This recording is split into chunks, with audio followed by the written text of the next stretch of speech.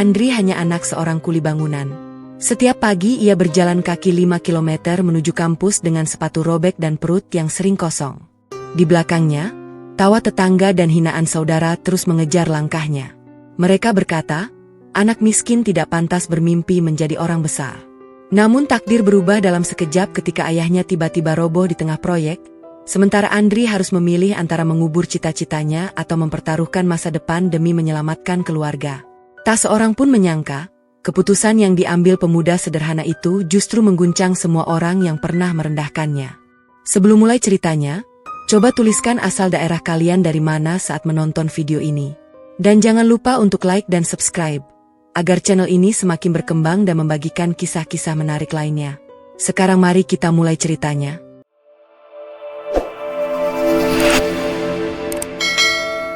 Embun pagi masih menggantung di ujung daun ketika suara dentingan sekop dan adukan semen mulai terdengar dari sebuah proyek bangunan kecil di pinggir desa. Di antara para pekerja yang sejak subuh sudah mengangkat batu bata, berdirilah seorang pria berusia hampir 50 tahun dengan wajah legam terbakar matahari. Namanya Pak Surya.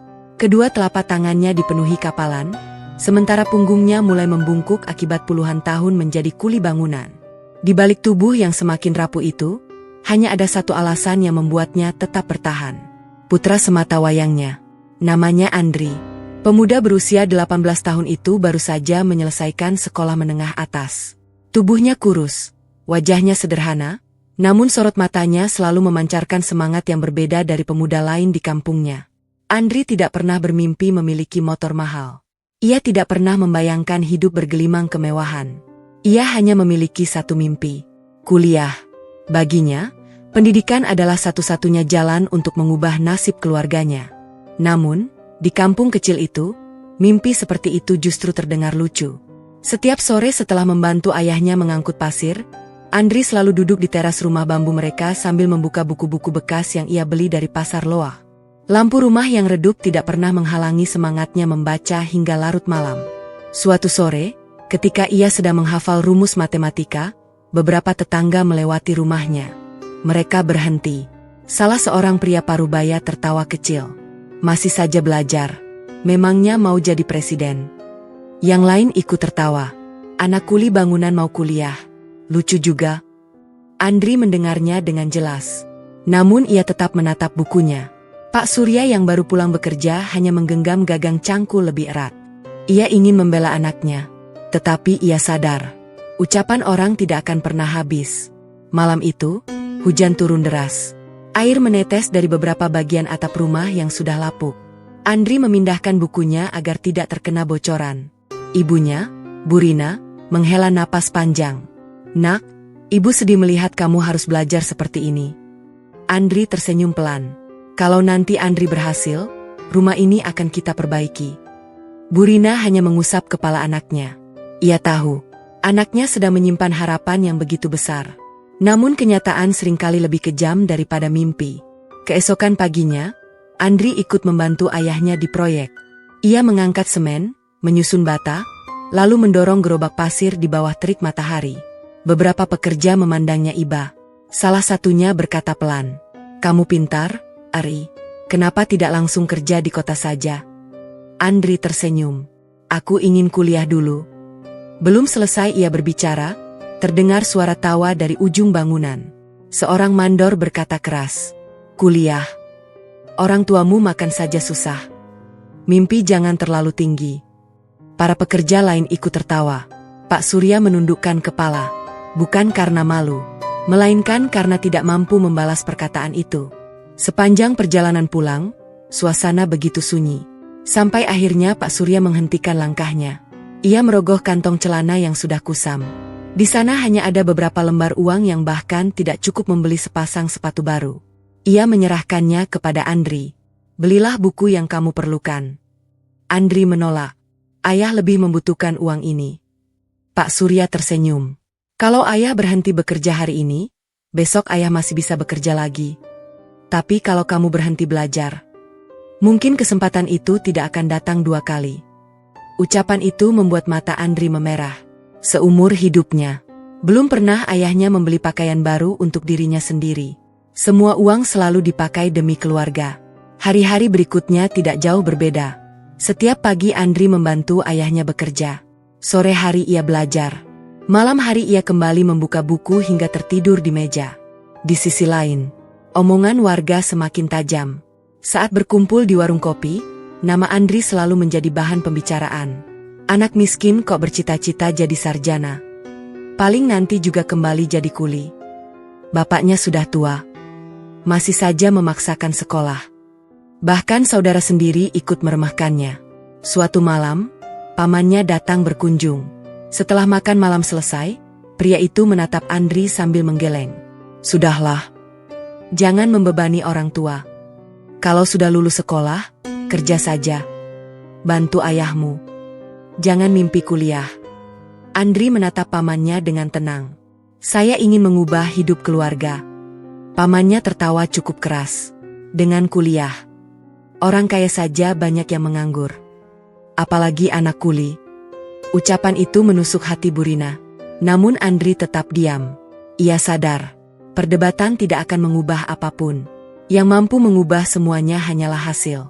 Beberapa minggu kemudian, sekolah mengumumkan adanya program beasiswa nasional bagi siswa berprestasi dari keluarga kurang mampu.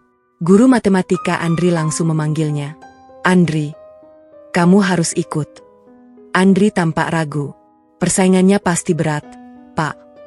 Guru itu tersenyum. Yang lebih berat adalah menyerah sebelum mencoba. Kalimat itu terus terngiang sepanjang perjalanan pulang. Malam harinya, Andri menceritakan kabar tersebut kepada kedua orang tuanya. Pak Surya tidak langsung menjawab.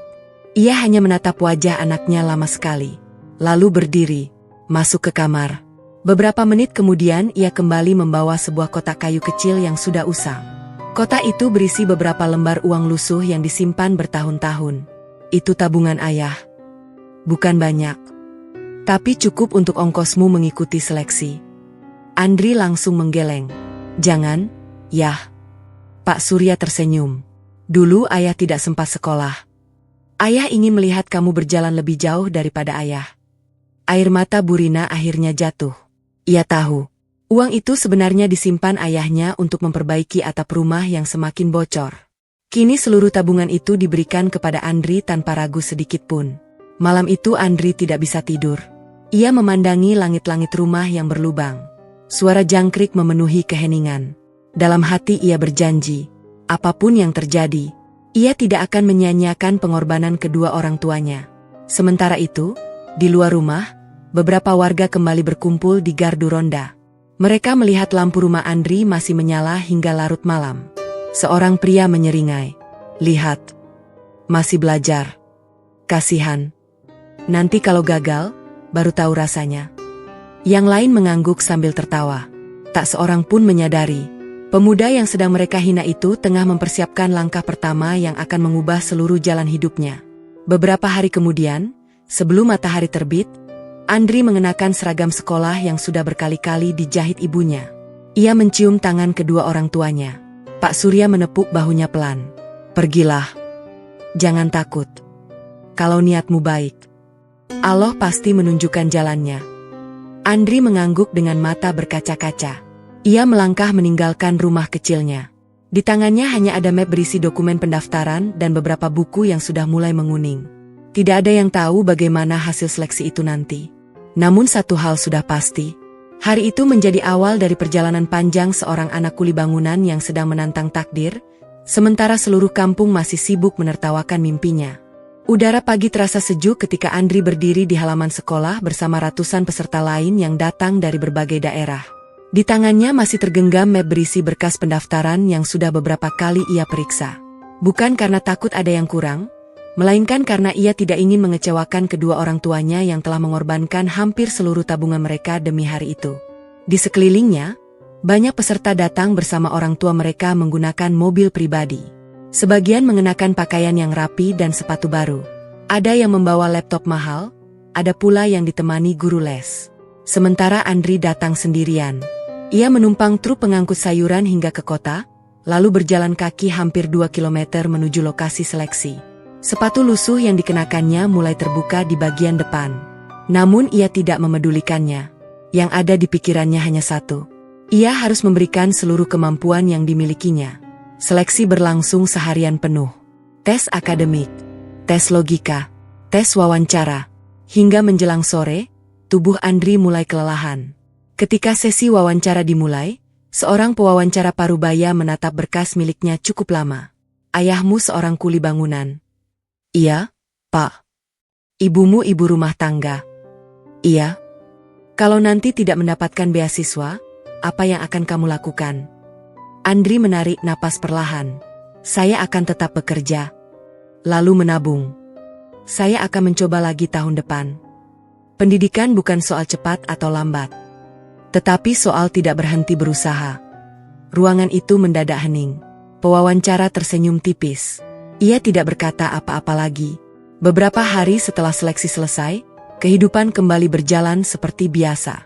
Andri kembali membantu ayahnya mengangkat semen. Tidak sekalipun ia mengeluh. Meski diam-diam ia terus memikirkan hasil seleksi.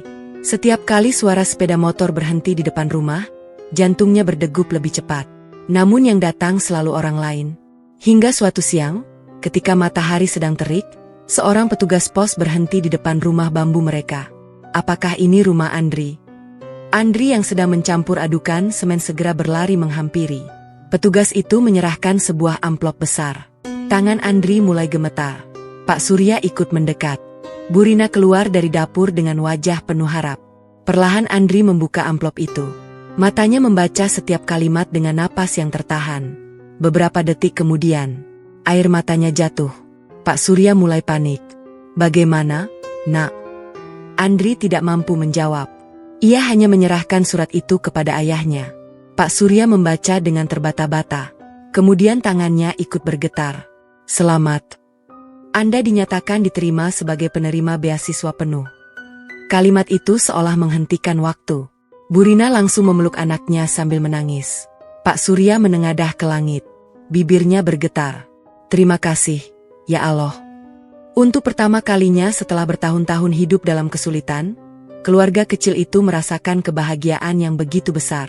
Namun kebahagiaan itu ternyata tidak berlangsung lama. Kabar tentang beasiswa Andri menyebar ke seluruh kampung hanya dalam hitungan jam. Bukannya mendapat ucapan selamat. Yang datang justru cibiran. Di warung kopi, beberapa warga kembali berkumpul. Katanya dapat beasiswa. Paling juga cuma gratis uang kuliah. Biaya makan bagaimana? Biaya kos bagaimana? Nanti juga pulang. Yang lain menimpali. Anak miskin tidak akan kuat hidup di kota. Tunggu saja beberapa bulan. Ucapan mereka terdengar hingga ke telinga Andri. Namun ia memilih diam. Beberapa hari kemudian, surat dari universitas tiba. Beasiswa memang menanggung seluruh biaya pendidikan. Tetapi biaya hidup harus ditanggung sendiri. Andri membaca surat itu berulang kali. Ia mulai menghitung pengeluaran. Transportasi, makan, buku, peralatan kuliah. Jumlahnya jauh melebihi kemampuan keluarganya. Malam itu suasana rumah terasa sunyi. Pak Surya memecah keheningan. Ayah akan mencari pekerjaan tambahan. Andri langsung menggeleng. Tidak. Ayah sudah terlalu lelah. Lalu bagaimana? Andri tersenyum kecil. Aku akan tetap bekerja. Bu Rina tampak khawatir. Bagaimana kamu membagi waktu? Aku akan mencari pekerjaan setiap libur. Kalau perlu setelah kuliah. Pak Surya menatap anaknya lama sekali. Ia melihat dirinya sendiri ketika masih muda. Bedanya, dulu ia menyerah pada keadaan. Sedangkan Andri memilih melawannya. Beberapa minggu kemudian tibalah hari pertama kuliah. Karena tidak mampu menyewa tempat tinggal dekat kampus, Andri memilih tinggal di rumah kontrakan sederhana yang letaknya cukup jauh. Setiap pagi ia harus berjalan kaki hampir 5 km menuju universitas. Perjalanan itu memakan waktu lebih dari 1 jam. Ia berangkat sebelum matahari terbit. Ketika mahasiswa lain datang menggunakan mobil atau sepeda motor, Andri tiba dengan napas sedikit terengah. Namun wajahnya tetap tersenyum. Hari pertama perkuliahan berjalan cukup lancar. Sampai akhirnya beberapa mahasiswa mulai memperhatikan penampilannya. Tas lusuh, sepatu yang sudah mulai robek, kemeja yang warnanya mulai memudar. Seorang mahasiswa berbisik kepada temannya. Dia benar mahasiswa baru. Kelihatannya seperti pekerja bangunan. Yang lain tertawa kecil. Andri mendengarnya. Tetapi ia memilih membuka buku. Di ruang kelas, dosen meminta setiap mahasiswa memperkenalkan diri. Satu persatu berdiri. Ketika giliran Andri tiba, ia berdiri dengan tenang. Nama saya Andri. Saya berasal dari desa kecil. Saya penerima beasiswa. Saya ingin menjadi ahli di bidang teknologi agar bisa membangun masa depan keluarga saya. Ruangan mendadak hening. Namun sesaat kemudian terdengar suara kecil dari bangku belakang.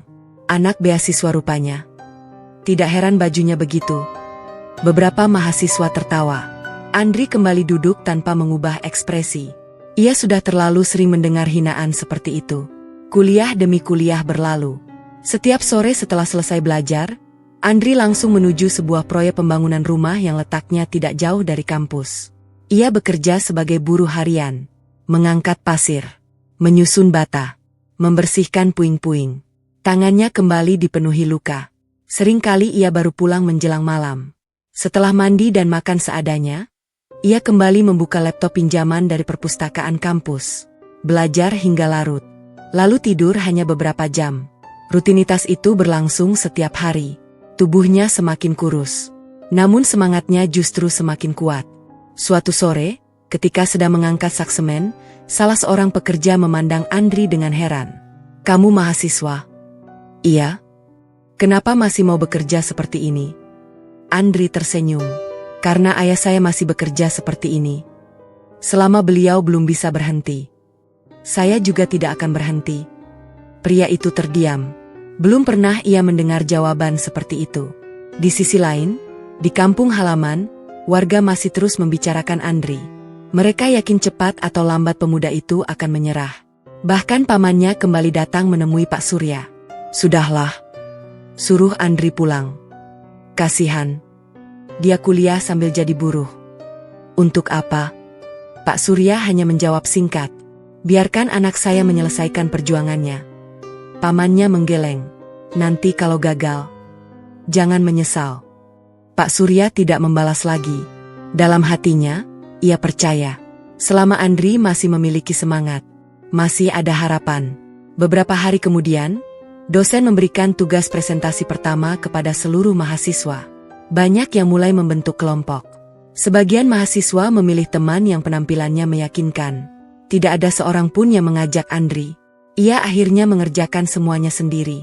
Malam demi malam ia mempersiapkan materi, membaca puluhan jurnal, berlatih berbicara di depan cermin kecil di kamar kontrakannya. Tanpa ia sadari, ada sepasang mata yang diam-diam memperhatikannya sejak beberapa hari terakhir. Seorang mahasiswi berwajah cantik dengan senyum yang menenangkan. Ia selalu melihat Andri datang paling pagi, pulang paling malam, dan tidak pernah sekalipun membalas ejekan orang lain.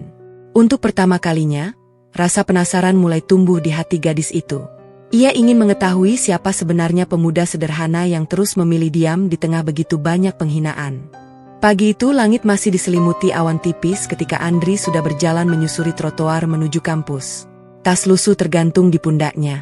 Di tangan kirinya, ia membawa kotak makan berisi nasi, tempe, dan telur yang dimasak ibunya saat ia pulang ke desa beberapa hari sebelumnya.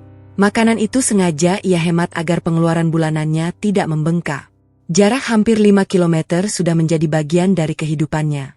Ia hafal setiap tikungan jalan. Ia mengenal setiap pohon yang berdiri di sepanjang trotoar. Bahkan beberapa pedagang kaki lima mulai mengenalnya. "Berangkat lagi, Nak?" "Iya, Pak. Semoga kuliahnya lancar." "Terima kasih." Sapaan sederhana itu selalu membuat langkah Andri terasa lebih ringan. Sesampainya di kampus, mahasiswa mulai memenuhi halaman fakultas. Sebagian sibuk membicarakan tugas presentasi yang akan dilaksanakan hari itu. Sebagian lagi duduk menikmati kopi di kantin. Andri berjalan melewati mereka tanpa banyak bicara. Saat memasuki ruang kelas, beberapa mahasiswa kembali melirik penampilannya. Sepatunya makin rusak. Mungkin uang beasiswanya habis. "Kasihan juga." Ucapan itu diikuti tawa kecil. Andri memilih duduk di bangku paling depan seperti biasanya. Baginya, semakin dekat dengan dosen, semakin mudah ia memahami materi. Beberapa menit kemudian dosen memasuki ruangan. "Hari ini kita akan memulai presentasi. Saya ingin melihat kemampuan berpikir kalian." Satu persatu kelompok maju. Presentasi berlangsung biasa saja. Hingga tibalah giliran terakhir. Andri, silakan. Andri berdiri perlahan. Ia membawa laptop pinjaman dari perpustakaan kampus yang baterainya sudah tidak lagi bertahan lama. Saat layar presentasi muncul, beberapa mahasiswa tampak tidak terlalu memperhatikan. Mereka mengira hasil kerja Andri tidak akan berbeda jauh dengan penampilannya. Namun anggapan itu mulai berubah beberapa menit kemudian. Dengan suara tenang, Andri menjelaskan konsep teknologi yang rumit menggunakan bahasa yang sederhana. Ia mampu menjawab setiap pertanyaan dosen tanpa membuka catatan. Bahkan ia memberikan solusi yang belum terpikirkan oleh kelompok lain. Ruangan yang semula ramai perlahan menjadi sunyi.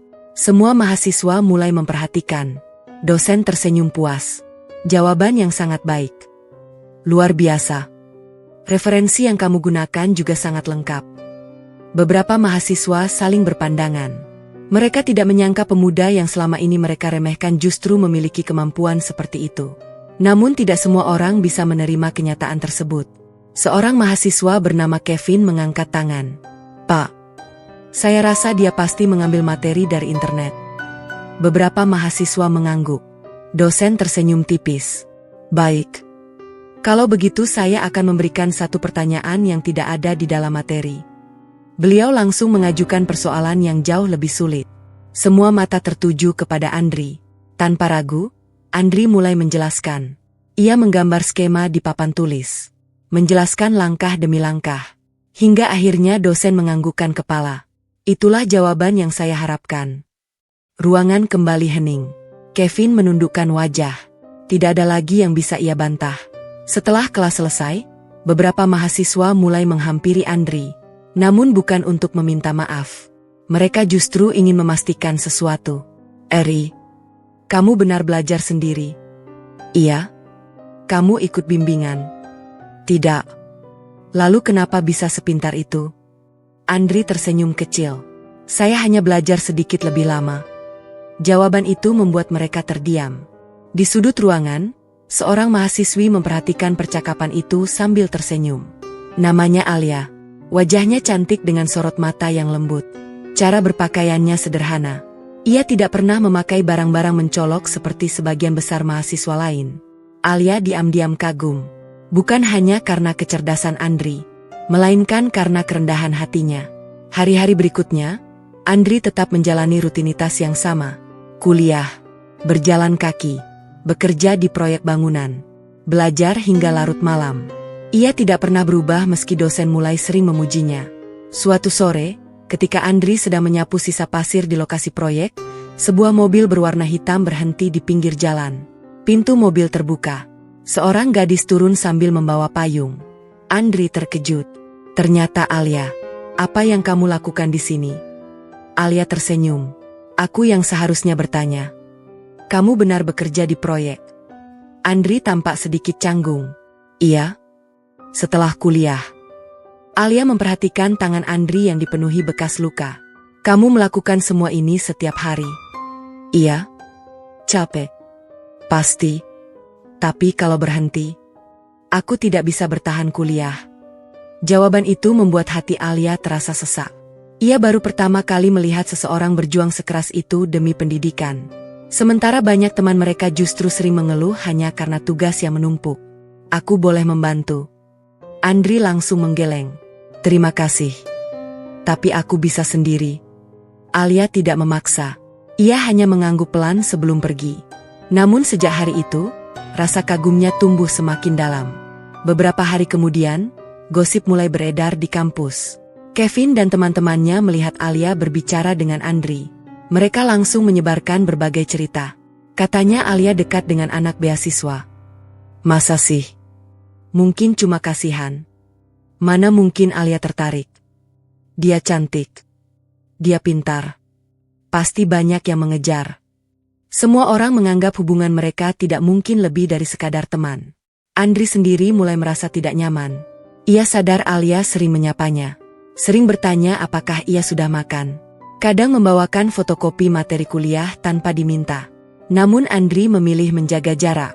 Baginya, semakin dekat dengan Alia, semakin besar kemungkinan gadis itu menjadi bahan pembicaraan. Ia tidak ingin seseorang yang baik hati ikut menerima perlakuan buruk karena dirinya. Suatu siang, ketika jam istirahat, Alia duduk di bangku taman kampus sambil membaca buku. Andri kebetulan lewat. Aku boleh duduk? Tentu. Beberapa saat mereka hanya diam. Angin berembus pelan menggugurkan daun-daun kering. Alia memecah keheningan. Andri, boleh aku bertanya sesuatu? Silakan. Kenapa kamu selalu menjauh? Andri tersenyum tipis. Aku tidak menjauh. Hanya menjaga jarak. Kenapa? Andri menatap pepohonan di depan mereka. Aku tidak ingin orang salah paham. Alia mengernyitkan dahi. Salah paham tentang apa? Aku anak orang miskin. Kamu berbeda denganku. Aku tidak ingin orang berpikir aku mendekatimu karena alasan lain. Alia terdiam. Untuk pertama kalinya ia menyadari bahwa pemuda di sampingnya bukan sedang merendahkan diri. Ia sedang menjaga harga dirinya. Sebelum Alia sempat menjawab, Andri berdiri. Aku harus bekerja. Sampai besok. Ia berjalan pergi meninggalkan taman. Alia memandang punggung Andri yang semakin menjauh. Ada rasa haru yang sulit dijelaskan. Di balik pakaian sederhana dan kehidupan yang penuh kekurangan, Andri memiliki sesuatu yang jarang dimiliki banyak orang. Martabat. Di saat yang sama, jauh dari kampus, sebuah mobil mewah memasuki halaman sebuah rumah megah di pusat kota. Seorang pria berusia sekitar 55 tahun baru saja pulang dari kantornya. Namanya Bima Prasetyo. Salah satu pengusaha paling sukses di negeri ini. Ia dikenal sebagai pemilik berbagai perusahaan di bidang konstruksi, properti, dan teknologi. Saat memasuki ruang keluarga, ia melihat sebuah foto yang terjatuh dari meja. Foto itu memperlihatkan Alia bersama beberapa teman kampusnya. Namun perhatian Bima tertuju pada satu sosok yang berdiri di barisan paling belakang. Seorang pemuda sederhana dengan senyum yang tenang. Entah mengapa, wajah pemuda itu terasa begitu berbeda dibanding mahasiswa lainnya. Tanpa disadarinya, pertemuan yang tampak biasa itu perlahan akan menghubungkan dua dunia yang selama ini terpisah oleh jurang kemiskinan dan kemewahan. Hari-hari di kampus mulai berjalan semakin padat. Tugas demi tugas datang tanpa henti. Sebagian mahasiswa mulai mengeluh karena waktu mereka tersita untuk mengerjakan laporan dan proyek. Namun bagi Andri, tugas kuliah bukanlah beban terberat. Beban yang sebenarnya dimulai setelah bel kuliah terakhir berbunyi. Begitu dosen menutup kelas, Andri langsung berjalan cepat menuju proyek bangunan tempatnya bekerja. Ia mengganti kemeja kampus dengan kaos lusuh yang selalu dibawanya di dalam tas. Setelah itu, ia kembali mengangkat semen, memindahkan bata, dan membersihkan sisa-sisa material hingga matahari tenggelam. Tidak sedikit mahasiswa yang melihatnya. Sebagian hanya melirik. Sebagian lagi tersenyum sinis. Aku baru tahu anak beasiswa benar-benar kerja jadi kuli. Pantas tangannya kasar. Kalau aku sih malu. Ucapan seperti itu sudah tidak lagi membuat langkah Andri berhenti. Ia percaya bahwa rasa malu bukan berasal dari pekerjaan yang halal, melainkan dari kehilangan harga diri. Sore itu, ketika ia sedang menyusun bata di lantai 2 sebuah rumah yang masih dalam pembangunan, seseorang berdiri di bawah sambil memanggil namanya. Andri. Ia menoleh. Alia kembali datang. Kali ini ia membawa 2 botol air mineral dan sebuah kotak makanan. Aku tahu kamu pasti belum sempat makan. Andri turun perlahan melalui tangga bambu. Alia, kamu tidak perlu datang ke sini. Alia tersenyum lembut. Aku hanya ingin mengantarkan ini. Aku tidak enak kalau melihatmu bekerja sejak pagi. Andri menerima botol air itu. Namun ketika Alia menyodorkan kotak makanan, ia menggeleng pelan. Aku tidak bisa menerimanya. Kenapa? Aku tidak ingin merepotkanmu. Aku ikhlas. Aku tahu. Tapi aku tetap tidak bisa. Alia memandang wajah Andri beberapa saat. Ia tidak melihat kesombongan. Ia melihat seseorang yang berusaha menjaga batas agar tidak memanfaatkan kebaikan orang lain. Akhirnya Alia membuka kotak makanan itu. Kalau begitu, kita makan bersama. Andri tersenyum kecil. Itu boleh. Mereka duduk di atas tumpukan kayu, menikmati makan siang yang sudah hampir menjadi makan sore. Angin bertiup pelan membawa aroma semen yang masih basah. Bagi Andri, itu hanyalah hari biasa. Namun bagi Alia, itu adalah pengalaman yang belum pernah ia rasakan sebelumnya. Ia tumbuh di lingkungan yang serba berkecukupan. Meski begitu, kedua orang tuanya selalu mengajarkan hidup sederhana. Tidak pernah ada sopir yang mengantar Alia sampai ke gerbang kampus. Ia lebih sering membawa mobil sendiri atau sesekali menggunakan kendaraan umum agar tidak menarik perhatian. Bahkan di kampus, hampir tidak ada yang mengetahui siapa sebenarnya dirinya. Selesai makan, Alia bertanya pelan, "Andri, aku penasaran. Apa yang membuatmu bertahan sejauh ini?" Andri menatap langit yang mulai berubah jingga. "Dulu waktu kecil, ayah pernah bilang, kalau orang miskin hanya punya dua pilihan. Menyerah, atau belajar lebih keras daripada siapapun. Aku memilih pilihan yang kedua." Jawaban sederhana itu membuat Alia terdiam cukup lama. Ia semakin yakin bahwa pemuda di depannya memiliki sesuatu yang tidak bisa dibeli dengan uang. Malam itu, Alia pulang ke rumah. Rumah megah yang berdiri di kawasan elit kota. Halamannya luas, lampunya berkilau. Mobil-mobil mewah berjajar rapi di garasi. Beberapa karyawan rumah langsung menyambutnya. "Selamat malam, Nona." Alia hanya tersenyum. Di ruang makan, ayahnya sudah menunggu. Pria itu adalah Bima Prasetyo, seorang pengusaha besar yang dikenal sebagai pemilik berbagai perusahaan nasional. Meski memiliki kekayaan melimpah, Bima terkenal sebagai sosok yang disiplin dan rendah hati. "Alia, hari ini kuliah bagaimana?" "Lancar, Yah. Ada cerita menarik." Alia sempat ragu. Namun akhirnya ia mulai bercerita tentang seorang mahasiswa yang bekerja sebagai buruh bangunan demi mempertahankan kuliahnya. Ia menceritakan bagaimana Andri berjalan kaki setiap hari. Bagaimana ia tetap belajar meski tubuhnya kelelahan. Bagaimana ia selalu menolak bantuan dengan sopan. Bima mendengarkan tanpa menyela. Sampai akhirnya ia bertanya, "Siapa namanya?" "Andri." Bima mengangguk pelan. Itu nama yang tadi ayah lihat di foto." Alia terkejut. Ayah ingat. Karena wajahnya berbeda. Ayah sering bertemu orang pintar. Sering juga bertemu orang kaya. Tapi jarang bertemu orang yang memiliki keteguhan hati. Alia tersenyum. "Itu yang juga aku lihat." Bima tidak berkata apa-apa lagi. Namun diam-diam rasa penasarannya mulai tumbuh. Keesokan harinya, kehidupan kampus kembali berjalan seperti biasa. Saat jam istirahat, beberapa mahasiswa sedang berkumpul di kantin. Kevin kembali memulai pembicaraan. "Aku dengar Alia sering bersama Andri. Kasihan juga. Mungkin dia sedang melakukan kegiatan sosial." Tawa pun pecah. Salah seorang mahasiswa menambahkan, "Mana mungkin Alia menyukai anak kuli bangunan. Perbedaan mereka terlalu jauh." Tanpa mereka sadari, Alia sedang berdiri tidak jauh dari sana. Ia mendengar semua perkataan itu. Namun ia memilih diam. Baginya, membalas ejekan hanya akan memperpanjang masalah. Di sisi lain, Andri sama sekali tidak mengetahui gosip yang semakin ramai. Ia tetap fokus menjalani kehidupannya. Pagi kuliah, sore bekerja, malam belajar. Suatu hari, dosen memberikan proyek penelitian yang harus dikerjakan secara berpasangan. Seluruh mahasiswa langsung mencari pasangan masing-masing. Dalam hitungan menit, hampir semua sudah memiliki kelompok. Tinggal Andri yang masih berdiri sendiri. Bukan karena tidak mampu, tetapi karena banyak yang enggan bekerja sama dengannya. Beberapa menganggap Andri terlalu serius. Sebagian lagi takut nilainya kalah bersinar. Ketika Andri hendak mengerjakan proyek itu sendirian, terdengar suara lembut di belakangnya. "Kalau kamu belum punya pasangan, boleh aku satu kelompok denganmu?" Andri menoleh. Alia berdiri sambil membawa buku catatan. Andri tampak ragu. "Apa tidak apa-apa?" "Tentu. Tapi, aku tahu, kamu takut jadi bahan omongan." Andri hanya tersenyum tipis. Alia melanjutkan, "Kalau kita terus hidup mengikuti omongan orang, kita tidak akan pernah melangkah." Kalimat itu membuat Andri tidak mampu menolak lagi. Sejak hari itu, mereka mulai sering bertemu untuk mengerjakan penelitian. Belajar di perpustakaan, berdiskusi di taman kampus, sesekali mengerjakan laporan di ruang baca.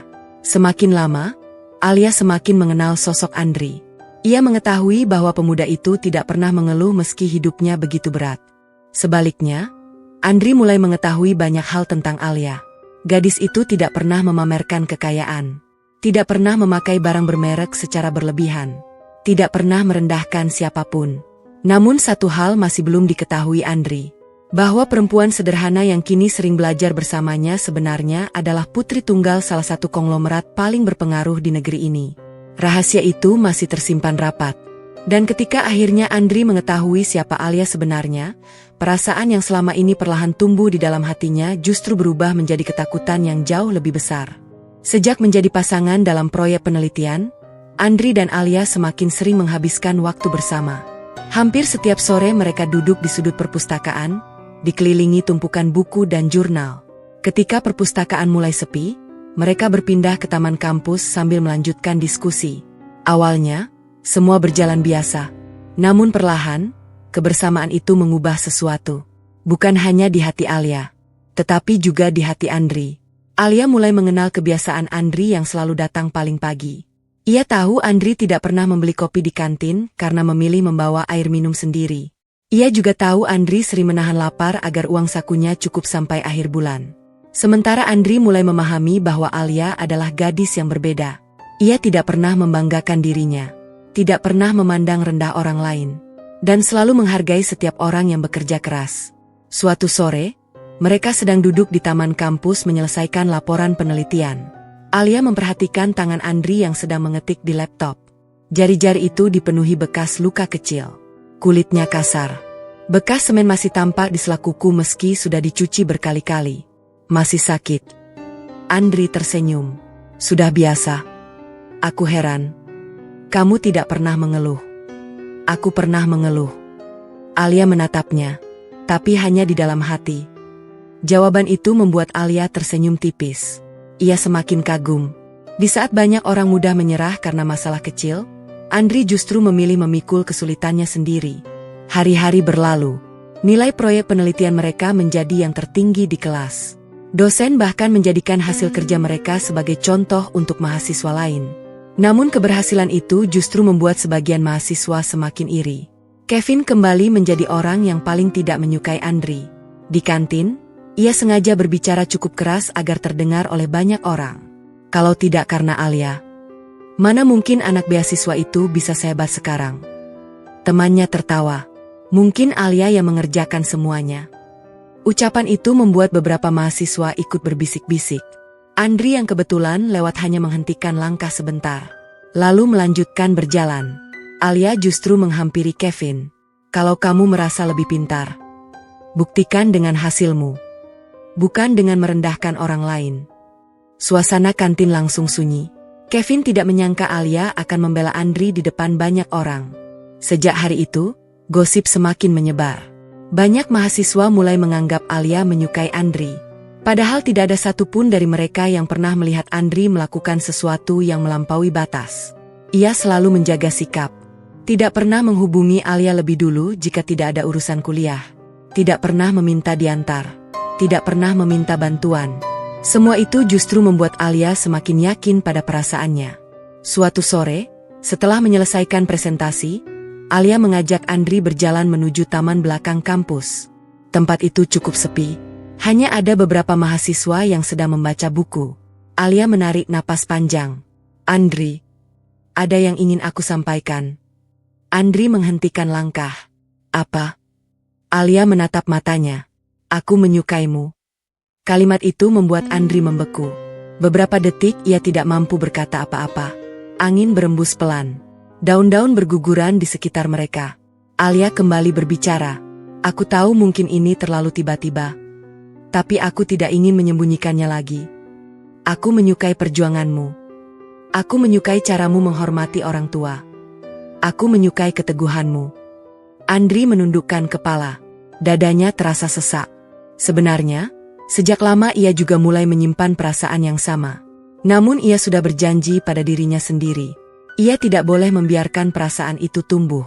Setelah beberapa saat, Andri akhirnya berbicara. Maaf. Alia memaksakan senyum. Kamu tidak memiliki perasaan yang sama. Andri menggeleng pelan. Bukan itu. Lalu apa? Aku tidak pantas. Alia mengernyitkan dahi. Kenapa kamu berkata seperti itu? Andri menarik napas dalam. Kamu perempuan baik. Kamu pantas mendapatkan laki-laki yang bisa membahagiakanmu. Aku hanya anak kuli bangunan. Aku masih hidup dari upah harian. Aku bahkan belum tahu bagaimana masa depanku. Aku tidak ingin suatu hari nanti kamu menyesal. Mata Alia mulai berkaca-kaca. Jadi, kamu menolak karena keadaan. Bukan karena tidak punya perasaan. Andri tidak menjawab. Diamnya sudah menjadi jawaban. Alia menundukkan wajah. Untuk pertama kalinya air matanya jatuh. Namun ia tidak menangis karena ditolak. Ia menangis karena melihat betapa rendahnya Andri menilai dirinya sendiri. Padahal yang ia lihat justru sebaliknya. Andri adalah laki-laki paling kuat yang pernah dikenalnya. Aku tidak pernah melihatmu miskin. Aku hanya melihat laki-laki yang sedang berjuang. Andri menatap Alia. Tatapan itu penuh rasa bersalah. Aku mohon.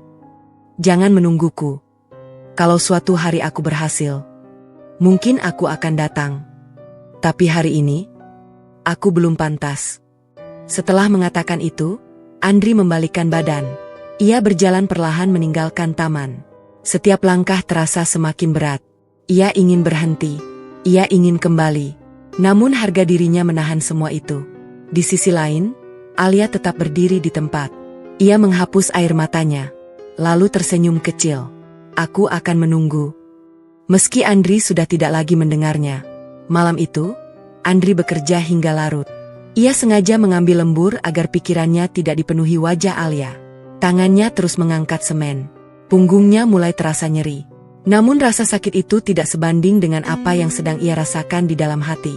Sesampainya di kamar kontrakan, ponselnya berbunyi.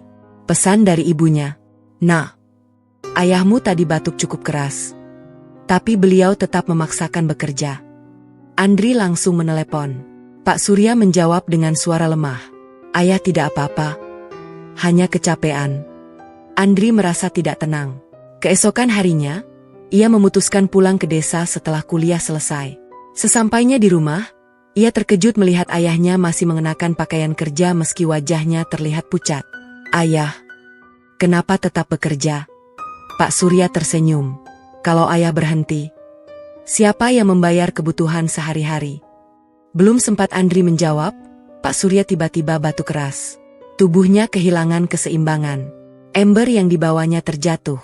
Dalam hitungan detik, tubuh Pak Surya roboh ke tanah. Ayah. Andri langsung berlari memeluk tubuh ayahnya. Burina keluar rumah sambil menjerit panik. Tetangga mulai berdatangan. Beberapa membantu membawa Pak Surya ke puskesmas. Di sepanjang perjalanan, Andri terus menggenggam tangan ayahnya yang mulai terasa dingin. Dokter memeriksa kondisi Pak Surya cukup lama. Beberapa menit kemudian, dokter keluar dari ruang pemeriksaan. Wajahnya terlihat serius. Beliau mengalami kelelahan yang sangat berat.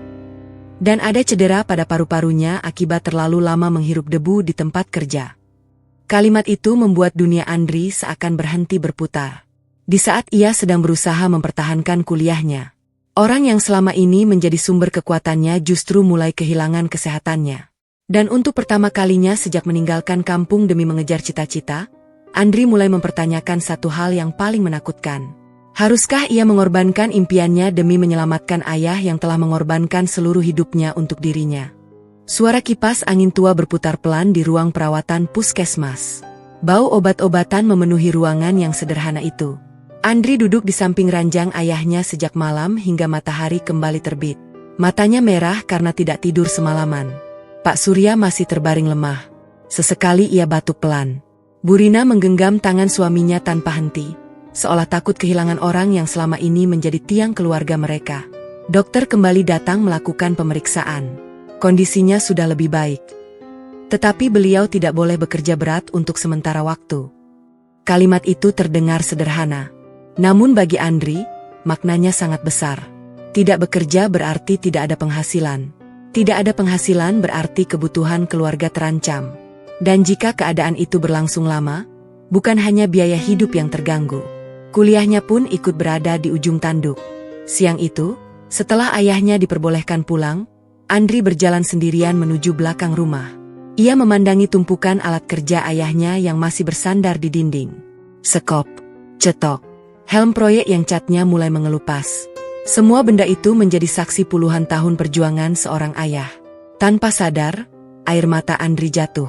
Ia baru menyadari satu kenyataan. Selama ini ia terlalu fokus mengejar masa depan. Sementara tubuh ayahnya diam-diam semakin rapuh demi mempertahankan hari ini. Malam harinya, Andri mengumpulkan keberanian.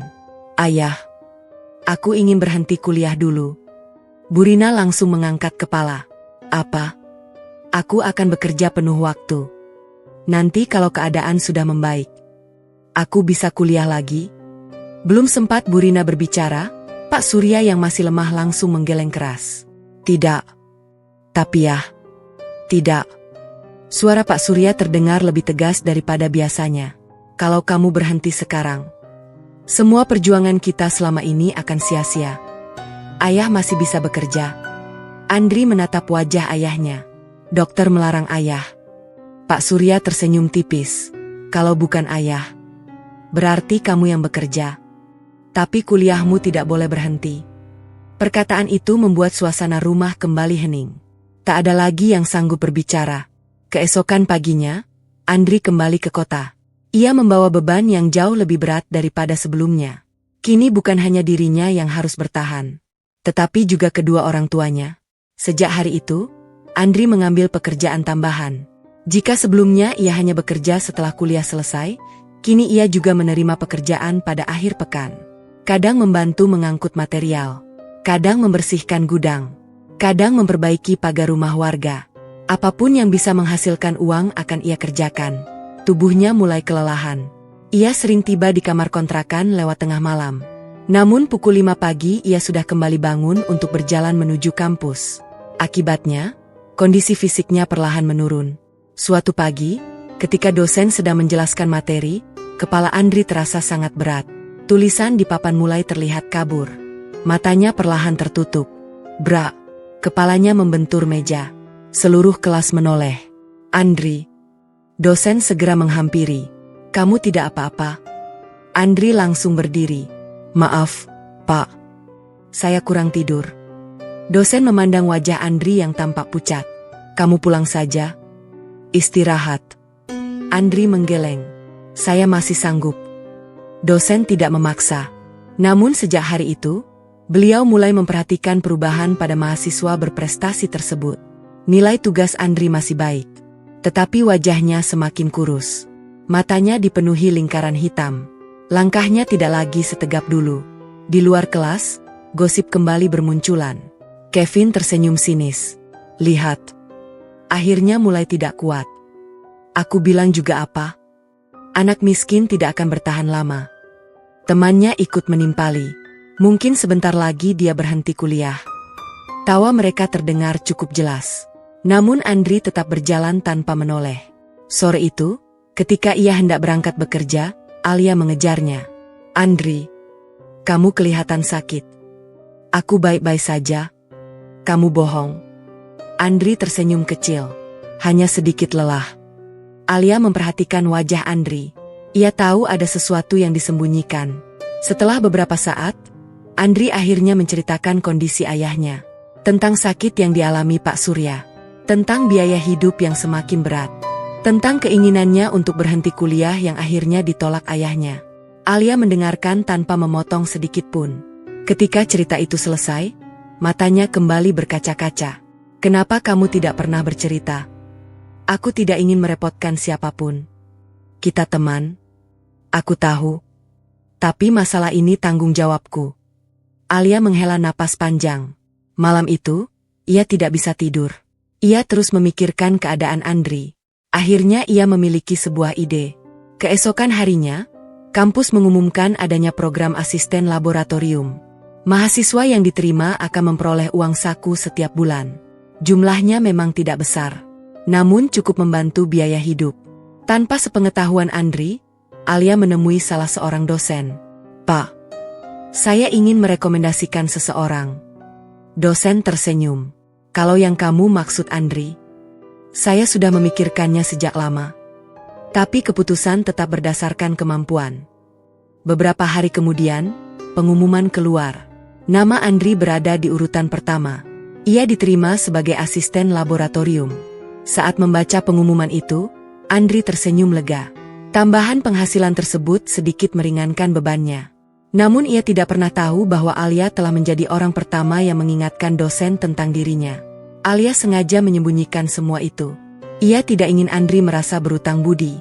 Karena ia tahu, harga diri Andri jauh lebih mahal daripada bantuan apapun. Meski keadaan mulai sedikit membaik, cobaan belum berhenti.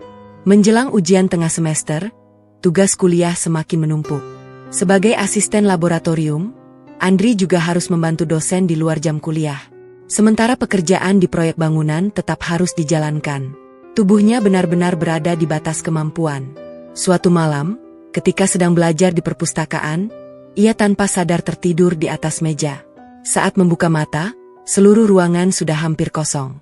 Di sampingnya terdapat sebotol air minum dan roti. Tidak ada siapa-siapa, hanya secari kertas kecil. Tolong jangan lupa makan.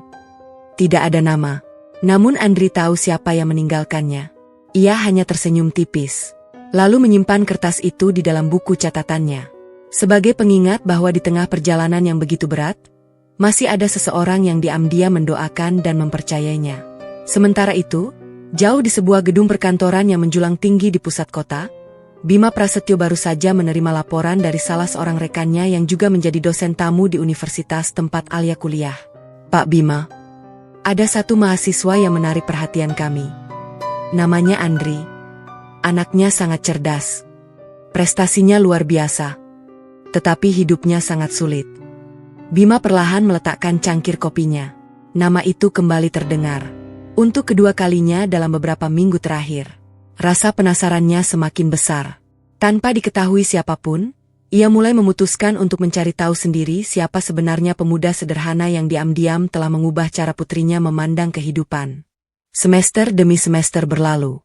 Andri tetap menjadi mahasiswa yang selalu datang paling awal dan pulang paling akhir. Kehidupannya tidak banyak berubah. Setiap pagi ia berjalan kaki menuju kampus.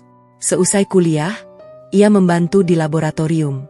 Menjelang sore, ia bekerja di proyek bangunan. Malam harinya dihabiskan untuk belajar hingga matanya nyaris tidak sanggup terbuka. Rutinitas itu melelahkan. Namun Andri terus bertahan. Ia selalu mengingat satu kalimat ayahnya. Orang miskin tidak boleh kalah oleh rasa lelah. Kalimat itu menjadi penyemangat setiap kali tubuhnya hampir menyerah. Sementara itu, kondisi Pak Surya mulai berangsur membaik. Ia sudah bisa berjalan lebih lama dan sesekali membantu pekerjaan ringan di sekitar rumah. Namun dokter tetap melarangnya kembali menjadi kuli bangunan. Larangan itu membuat Pak Surya sering termenung. Sepanjang hidupnya, bekerja adalah harga dirinya. Kini ia harus menerima kenyataan bahwa tubuhnya sudah tidak sekuat dahulu. Suatu sore, Andri pulang ke desa. Ia melihat ayahnya sedang memperbaiki kursi bambu yang mulai rusak. Ayah, kenapa tidak istirahat? Pak Surya tersenyum. Kalau diam terus, ayah merasa tidak berguna. Andri duduk di sampingnya. 5 tahun lagi, ayah tidak perlu bekerja lagi. Pak Surya tersenyum kecil. Jangan 5 tahun. Selesaikan kuliahmu dulu. Itu sudah membuat ayah bahagia. Andri hanya mengangguk. Dalam hati, ia berjanji bahwa hari itu pasti akan datang. Beberapa minggu kemudian, fakultas mengumumkan kompetisi teknologi tingkat nasional. Kompetisi itu diikuti oleh mahasiswa terbaik dari berbagai universitas. Tim yang menjadi juara akan mendapatkan kesempatan mengikuti program pengembangan teknologi bersama perusahaan-perusahaan besar. Seluruh mahasiswa antusias. Dosen segera menunjuk beberapa mahasiswa terbaik. Salah satunya adalah Andri. Saat namanya diumumkan, Kevin langsung mengangkat tangan. Pak, kenapa harus Andri? Kita masih punya mahasiswa lain. Dosen tersenyum tenang. Karena nilainya paling tinggi. Dan dia memiliki kemampuan yang layak. Kevin tidak bisa membantah. Namun rasa tidak sukanya semakin besar. Kompetisi dimulai sebulan kemudian. Selama itu pula Andri hampir tidak memiliki waktu istirahat. Pagi kuliah, siang latihan, sore bekerja, malam menyelesaikan rancangan teknologi. Tubuhnya kembali dipaksa bekerja melebihi batas. Alia berkali-kali mengingatkan, jangan terlalu memaksakan diri. Andri hanya tersenyum. Aku tidak punya pilihan. Suatu malam, ketika seluruh anggota tim sedang berdiskusi di laboratorium, salah seorang mahasiswa mulai mengeluh. Aku sudah menyerah. Masalah ini terlalu sulit. Yang lain ikut mengangguk. Mereka sudah mencoba berbagai cara. Namun sistem yang dirancang selalu mengalami kegagalan. Semua mulai kehilangan semangat. Andri tidak ikut berbicara. Ia hanya terus menatap layar komputer. Beberapa menit kemudian, ia berdiri. Aku ingin mencoba satu cara lagi. Seluruh anggota tim memperhatikannya. Selama hampir 2 jam, Andri memperbaiki rancangan sedikit demi sedikit. Sesekali ia mencoret rumus di papan tulis, mengubah alur program, menghapus bagian yang dianggap tidak efektif. Ketika simulasi kembali dijalankan, hasilnya jauh lebih baik. Ruangan langsung dipenuhi tepuk tangan. Kita berhasil. Semangat seluruh tim kembali bangkit. Namun keberhasilan itu ternyata belum cukup. Pada babak final kompetisi nasional, mereka harus bersaing dengan universitas-universitas terbaik dari seluruh Indonesia. Hari perlombaan akhirnya tiba. Ratusan mahasiswa memenuhi aula besar tempat presentasi berlangsung. Andri berdiri di depan panggung bersama timnya. Jantungnya berdegup kencang. Namun begitu presentasi dimulai, rasa gugup perlahan menghilang. Ia menjelaskan setiap bagian dengan percaya diri. Para juri terlihat mengangguk berkali-kali. Selesai presentasi, sesi tanya-jawab berlangsung cukup sengit. Semua pertanyaan mampu dijawab dengan baik. Tim Andri merasa optimistis. Namun ketika hasil diumumkan, nama universitas mereka hanya berada di posisi kedua. Selisih nilainya sangat tipis. Seluruh anggota tim tampak kecewa. Salah seorang bahkan menangis. Andri hanya berdiri diam. Ia menatap papan pengumuman cukup lama. Ini adalah kekalahan pertamanya sejak masuk universitas. Malam itu, ia duduk sendirian di taman kampus. Untuk pertama kalinya, ia merasa perjuangannya belum cukup. Alia datang menghampiri. Kamu kecewa? Andri tersenyum tipis. Sedikit. Kamu sudah memberikan yang terbaik. Tapi ternyata belum cukup. Alia duduk di sampingnya. Andri, kamu tahu kenapa aku percaya kamu akan berhasil? Andri menggeleng. Karena setiap kali kamu jatuh, kamu tidak pernah berhenti berjalan. Kalimat itu membuat Andri perlahan mengangkat kepalanya. Benar, ia memang kalah. Tetapi kekalahan bukan akhir dari perjalanan. Esok paginya, dosen memanggil seluruh mahasiswa tingkat akhir. Ada kabar baik. Beberapa perusahaan teknologi besar akan datang ke kampus bulan depan. Mereka akan membuka program rekrutmen khusus. Suasana ruangan langsung riuh. Semua mahasiswa saling memandang. Dosen kembali melanjutkan. Perusahaan yang datang bukan hanya perusahaan nasional, tetapi juga perusahaan teknologi internasional. Nama-nama besar mulai disebutkan. Ruangan semakin ramai. Hingga akhirnya satu nama membuat seluruh mahasiswa menahan napas. Google. Kevin langsung berbisik kepada temannya. Itu kesempatan sekali seumur hidup. Seluruh mahasiswa mulai membayangkan betapa ketatnya persaingan nanti. Bagi mereka, diterima di perusahaan sebesar itu hampir mustahil. Sementara bagi Andri, kesempatan itu terasa seperti secercah cahaya yang muncul setelah perjalanan panjang penuh gelap. Namun ia sadar, bukan hanya dirinya yang mengincar kesempatan tersebut. Ribuan mahasiswa terbaik di seluruh negeri pasti memiliki impian yang sama. Di sisi lain, di gedung utama perusahaan milik Bima Prasetyo, sebuah laporan kembali diletakkan di atas meja kerjanya. Laporan itu berisi daftar mahasiswa berprestasi yang direkomendasikan beberapa universitas untuk mengikuti program rekrutmen perusahaan teknologi internasional. Satu nama kembali menarik perhatian Bima. Andri. Di samping nama itu terdapat catatan dari seorang profesor. Mahasiswa dengan kemampuan luar biasa. Memiliki karakter kuat. Pantang menyerah. Bima tersenyum tipis. Untuk ketiga kalinya, nama pemuda itu muncul di hadapannya. Ia menutup map perlahan, lalu mengambil telepon di atas mejanya. Tolong siapkan jadwal. Saya ingin menghadiri acara rekrutmen di universitas itu. Tanpa disadari siapapun, pertemuan yang akan mengubah kehidupan Andri sudah semakin dekat. Namun sebelum hari itu tiba, sebuah kenyataan yang mengejutkan akan lebih dahulu membuat seluruh kampus memandangnya dengan cara yang benar-benar berbeda. Pagi itu, suasana kampus jauh lebih ramai daripada biasanya. Spanduk besar terbentang di depan gedung utama fakultas. Beberapa perusahaan teknologi ternama membuka stand rekrutmen.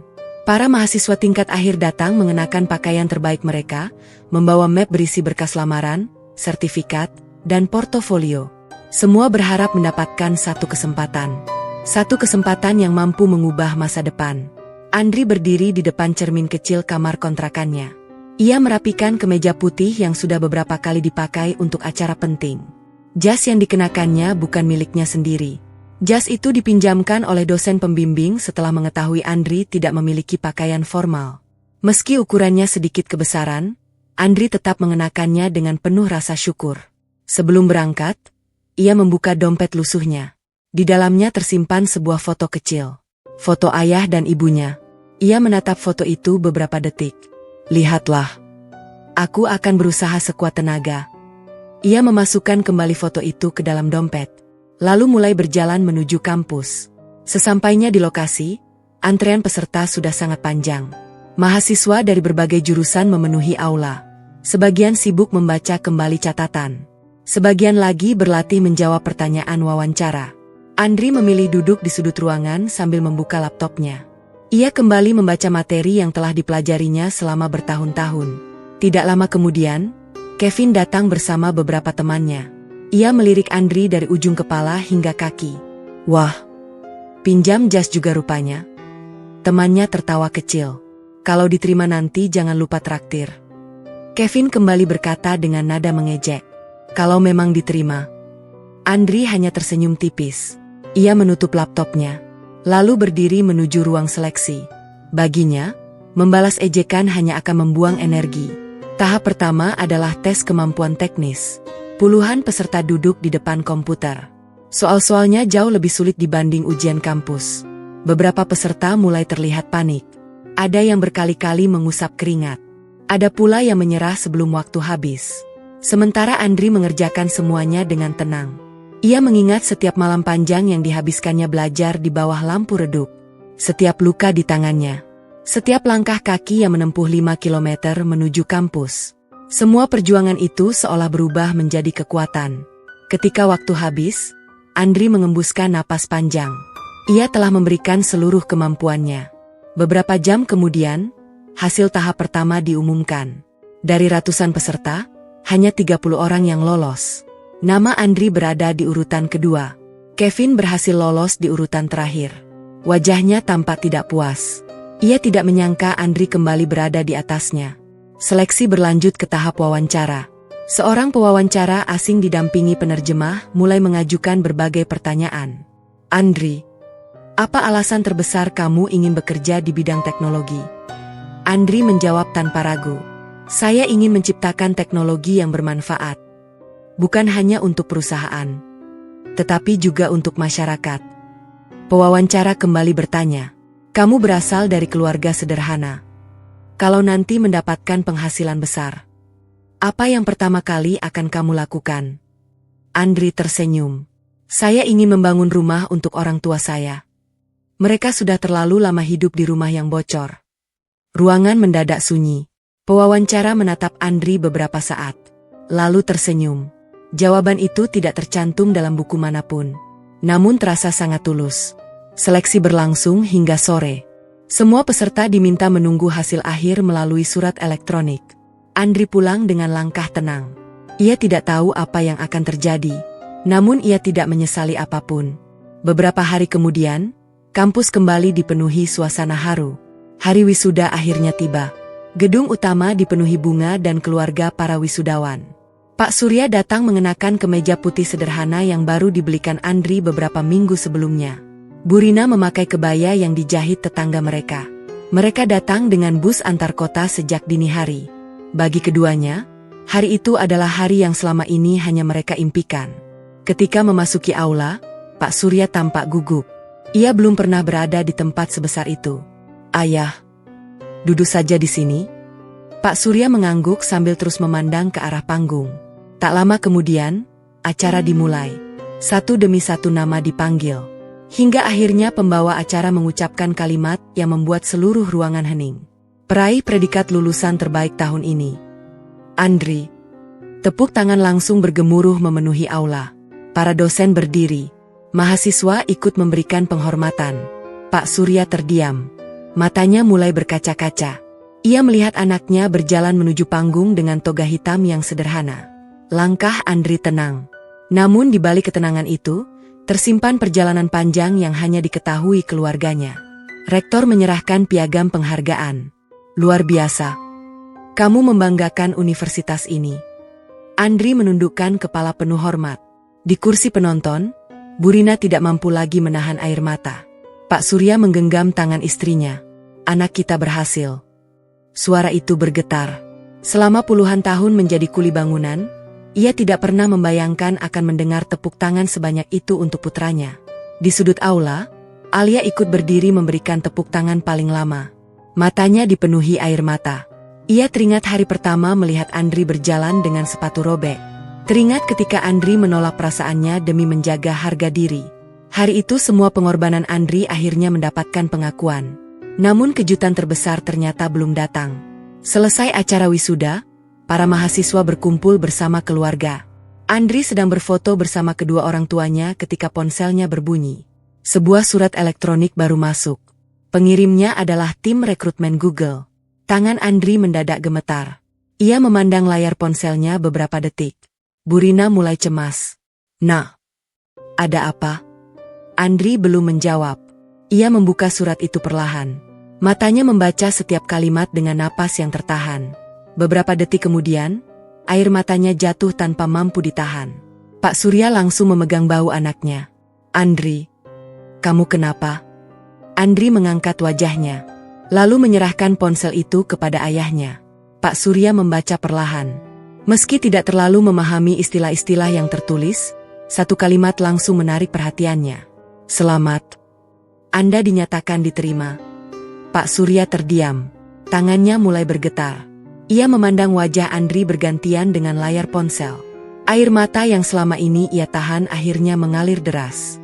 Di tengah keramaian wisuda, ayah dan anak itu saling berpelukan erat. Tidak ada kata-kata. Hanya tangis syukur yang menjadi saksi bahwa perjuangan panjang mereka akhirnya mulai membuahkan hasil. Namun di kejauhan, sepasang mata sedang memperhatikan pemandangan itu dengan penuh haru. Pria itu adalah Bima Prasetyo. Ia sengaja datang ke acara wisuda sebagai tamu undangan universitas. Hari itu, untuk pertama kalinya, ia melihat langsung bagaimana seorang ayah kuli bangunan menangis karena kebanggaan kepada anaknya. Dan di dalam hatinya, sebuah keputusan besar mulai tumbuh. Bab 9. Pembalasan paling elegan. Kabar diterimanya Andri di Google menyebar begitu cepat. Bukan hanya di lingkungan kampus, tetapi juga hingga ke desa tempat ia dibesarkan.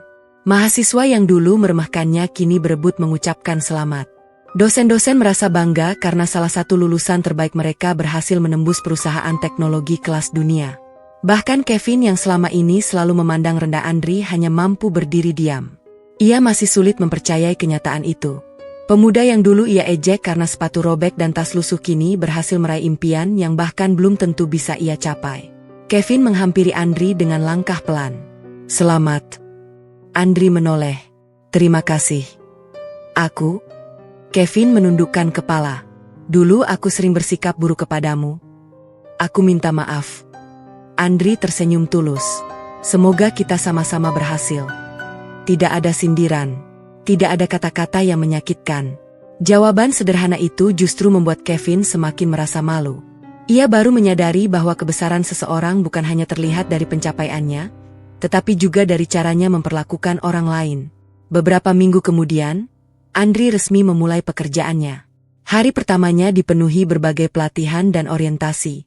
Semua terasa baru. Semua terasa berbeda. Namun satu hal tidak pernah berubah. Kerendahan hatinya. Ia tetap datang paling awal. Tetap belajar lebih lama daripada rekan-rekannya. Tetap bertanya ketika belum memahami sesuatu. Semangat yang dulu ia miliki sebagai anak kuli bangunan masih melekat kuat dalam dirinya. Akhir bulan pun tiba.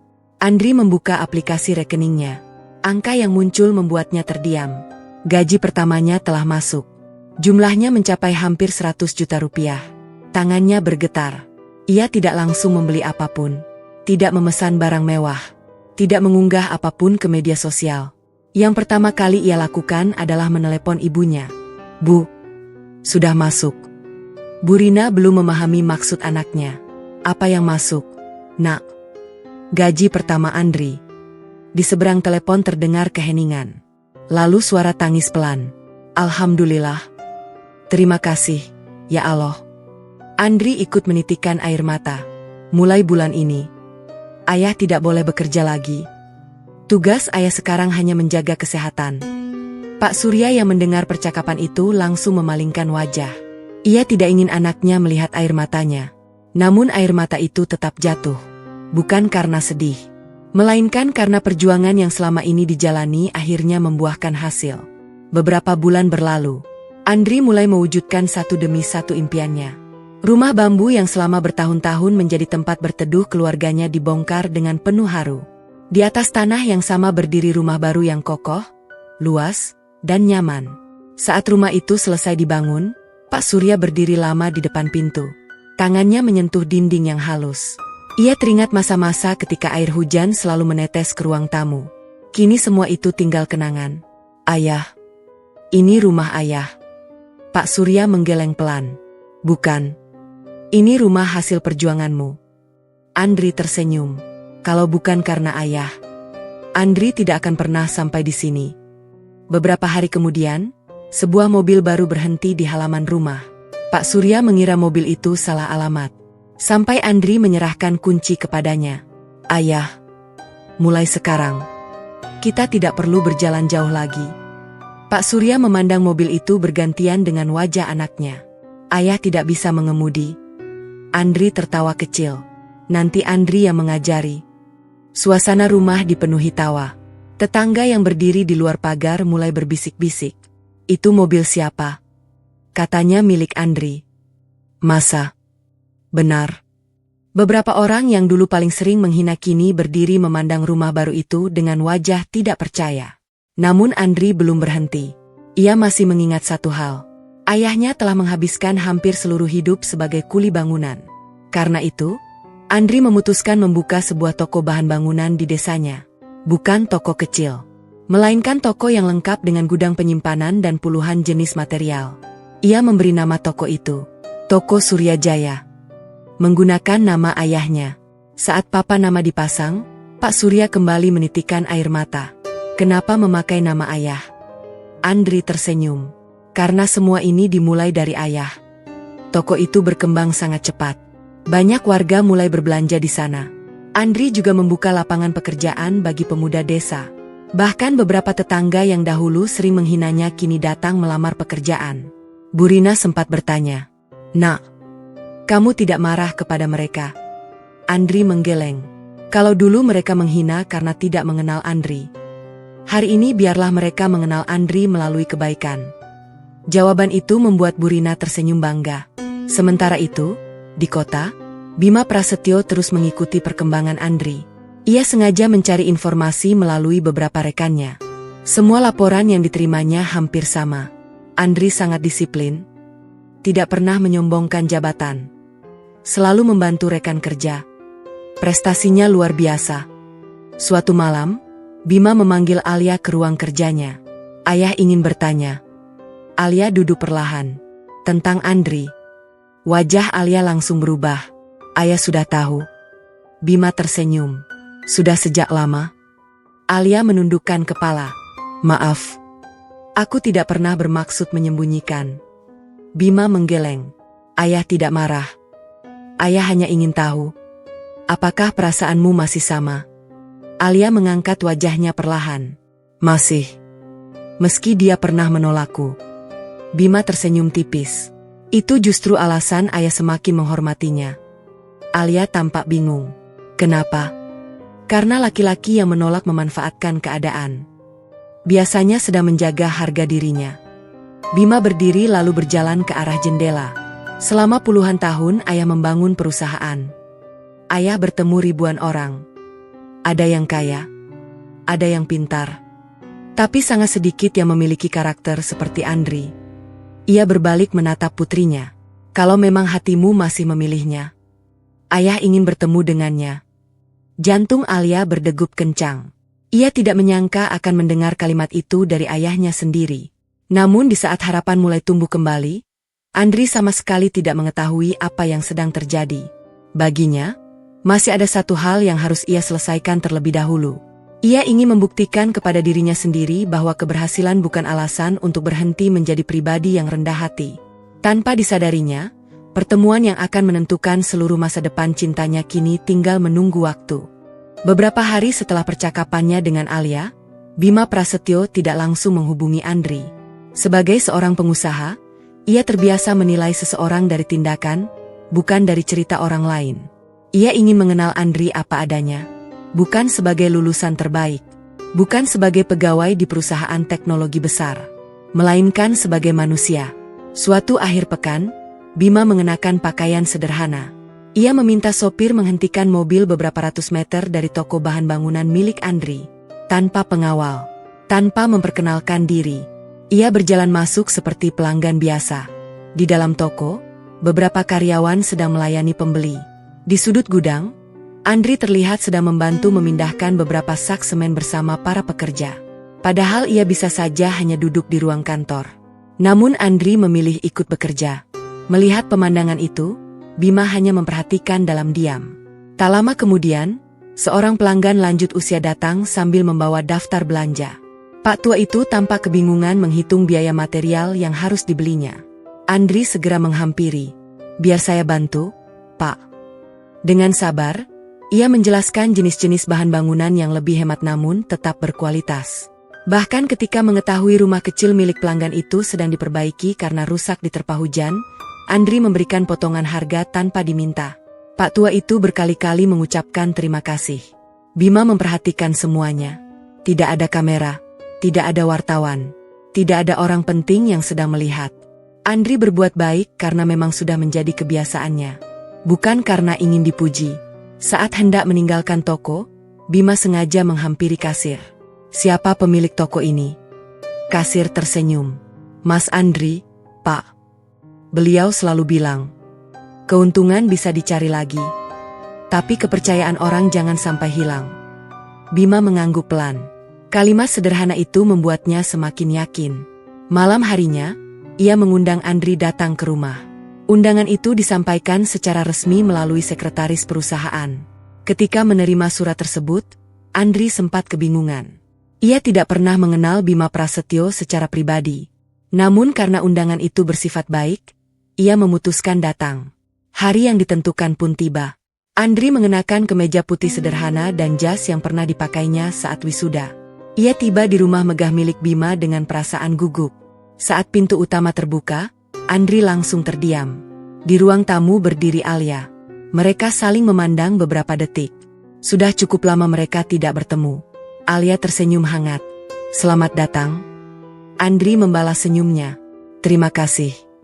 Beberapa saat kemudian, Bima memasuki ruang tamu. Andri segera berdiri. "Selamat sore, Pak." Bima menjabat tangan Andri dengan erat. "Silakan duduk." Percakapan dimulai dengan suasana santai. Bima bertanya tentang pekerjaan, tentang orang tua, tentang toko bahan bangunan, tentang kehidupan Andri setelah lulus. Tidak sekalipun ia bertanya mengenai gaji atau jabatan. Sebaliknya, ia lebih banyak bertanya mengenai prinsip hidup. "Andri, menurutmu, apa arti sukses?" Andri berpikir sejenak. 5 tahun yang lalu, saya mengira sukses adalah memiliki banyak uang. Sekarang saya sadar, sukses adalah ketika orang tua saya bisa tidur dengan tenang. Tidak lagi khawatir memikirkan biaya hidup. Ruangan mendadak sunyi. Bima menganggukkan kepala perlahan. Ia melanjutkan, "Kalau suatu hari nanti kamu memiliki kekayaan yang jauh lebih besar, apa yang akan kamu lakukan?" Andri menjawab tanpa ragu, "Saya ingin membuka lebih banyak usaha, agar semakin banyak orang yang bisa bekerja. Saya pernah merasakan sulitnya mencari pekerjaan. Saya tidak ingin orang lain mengalami hal yang sama." Jawaban itu membuat Bima tersenyum puas. Setelah hampir 2 jam berbincang, Bima akhirnya berdiri. Ia berjalan mendekati Andri. "Selama ini, saya mengenalmu dari cerita orang lain. Hari ini saya mengenalmu secara langsung.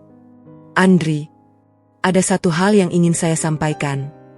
Jantung Andri mulai berdegup lebih cepat. Bima memandang putrinya yang berdiri tidak jauh dari sana. Lalu kembali menatap Andri. "Kalau kamu masih memiliki perasaan kepada Alia, saya ingin menyerahkan putri saya kepadamu." Andri terdiam.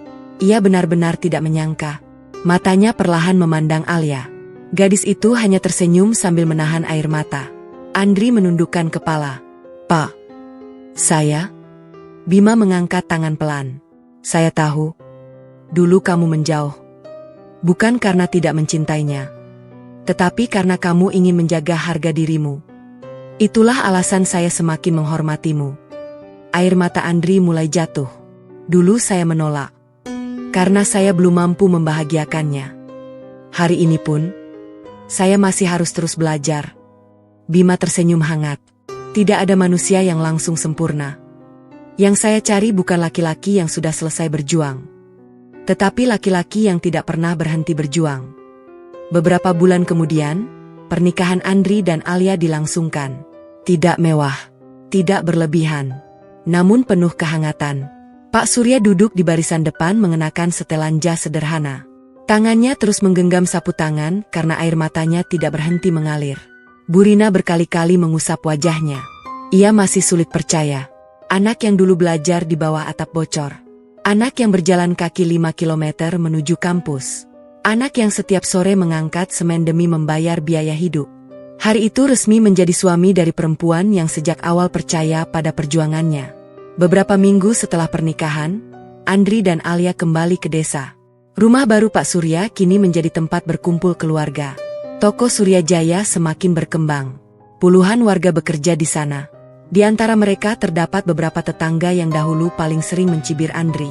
Suatu sore, salah seorang tetangga yang dulu pernah berkata, anak kuli bangunan tidak akan pernah menjadi orang besar, datang menemui Andri.